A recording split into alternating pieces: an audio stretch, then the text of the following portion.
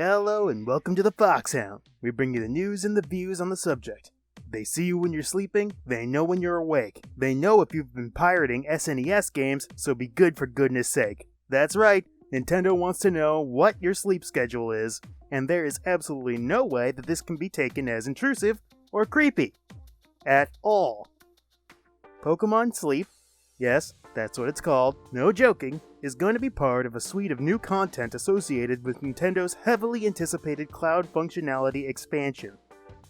Pokemon players familiar with Pokebank, a paid service that allows Pokemon to be stored from the Pokemon games to Nintendo's cloud service, will be pleased to know that this new system will integrate with former Pokebank functionality, and it will also have some integration with Niantic's Pokemon Go, the upcoming Pokemon Sword and Shield versions, and the Pokemon Let's Go series of games. This new feature expansion is fairly par for the course of Nintendo's strange, not altogether bad, mind you, but strange business decisions. From drip-feeding their least popular games from previous consoles into their virtual market while sitting on a dragon's hoard of potentially lucrative re-releases, creating counterintuitive artificial rarity for their add-ons and extras, and questionable marketing strategies. Nintendo is no stranger to being, well, odd. This new Pokemon Sleep experience has some interesting potential despite its oddity. It could track information that better allows for parents to know how well their children are sleeping, which has its own potential benefits. It also may encourage children to get a good night's rest and be rewarded for it.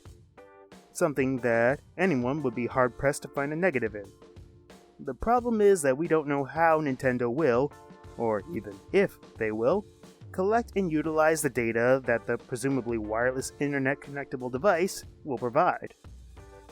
While it is obviously far from a Big Brother is watching you situation, it is also a bit of an uncomfortable situation for Nintendo to be collecting biometrics on your 5-year-old.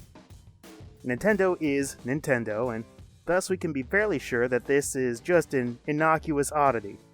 But if it does well, we may see less trustworthy entities creating competing platforms to gather data for targeted marketing campaigns on children. Every day, youth are bombarded by marketing, and I don't think it's a stretch to say that marketing to them based on when they're unconscious, of course assuming that is the limit to the data collection, is a bit much. Of course, none of us are naive enough to believe that certain mobile and Fitbit-esque devices and applications aren't already collecting similar information. It would be a shame, however, to put more dubiously acquired revenue in the hands of people with questionable morals and intent at the expense of those most vulnerable to predatory marketing practices. Children. But that's it for the Foxhound. Tell me what you think about the upcoming Nintendo content in the comments down below, and I'll see you on the next Foxhound show.